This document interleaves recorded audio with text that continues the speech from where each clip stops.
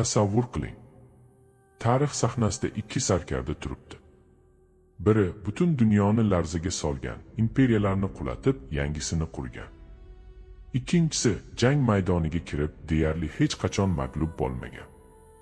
Savol shunday: qaysi biri haqiqiy buyuk? Yoki yana ham qiziqroq savol: agar Amir Temur va Xolid ibn Valid bir davrda yashab, bir jangda to'qnashganida kim g'alaba qozongan bo'lardi? Bu savol siz o'ylagandan ancha murakkab. Chunki bu ikki xil kuchning to'qnashuvi. Strategiya va tezkorlik. Tizim va jasorat. Imperiya va mag'lubiyatsizlik. Assalomu alaykum. Bugun siz bu ikki buyuk sarkardaning haqiqiy kuchi nimada ekanini bilib olasiz. Amir Temur dunyoni boshqara olgan strateg. Amir Temur oddiy sarkarda emas edi. U janglarni shunchaki yutmagan. U butun boshli hududlarni boshqarish tizimini yaratgan. Uning yurishlari Markaziy Osiyodan boshlab uzoq hududlargacha yoyildi. Kuchli davlatlar ustidan g'alabalar bilan yakunlandi.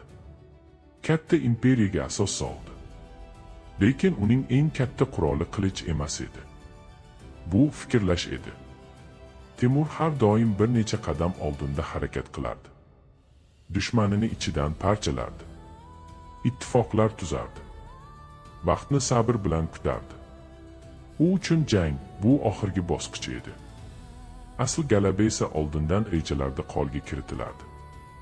Yana bir muhim jihat.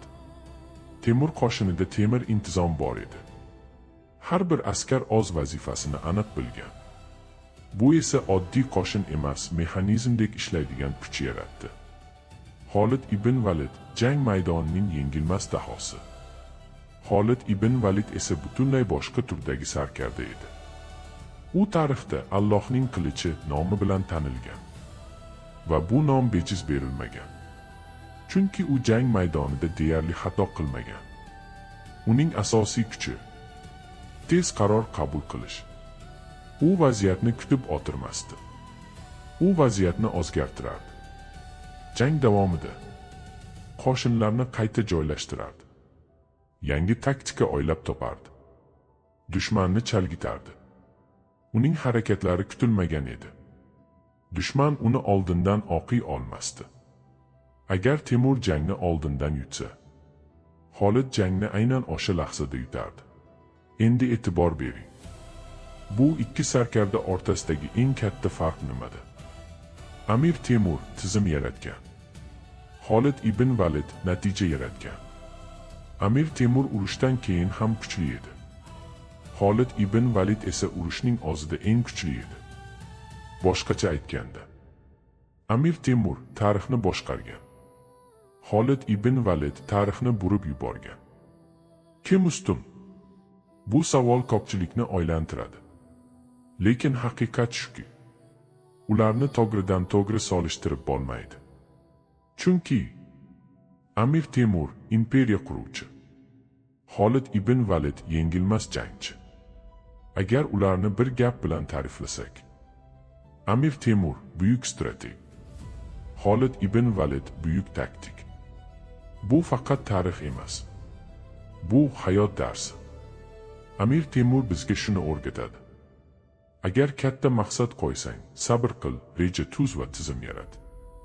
Xolid ibn Valid esa, agar imkoniyat chiqsa, ikkilanma, tez harakat qil. Va eng muhim haqiqat, faqat kuch yetarli emas. Faqat aql ham yetarli emas. Ikkalasining uyg'unligi haqiqiy g'alabani beradi. Haqiqiy buyuklik nimada? Amir Temur bizga shuni ko'rsatadi. Katta natijalar sabr, reja va mukammal tizim bilan quriladi.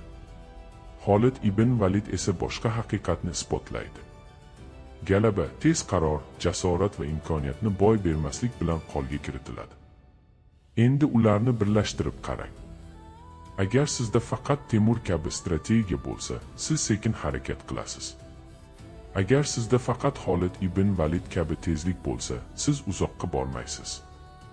Haqiqiy kuch esa bu ikkisining o'rtasida. Oylab rejalash va vaqtida harakat qilish. Shuning uchun eng to'g'ri xulosa shunday.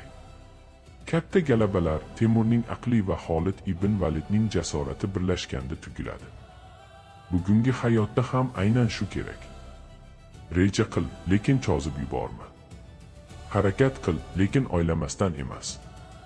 Chunki oxir-oqibat yutadiganlar nafaqat kuchlilar, nafaqat aqllilar, balki qachon oylashni, qachon harakat qilishni bilganlardir.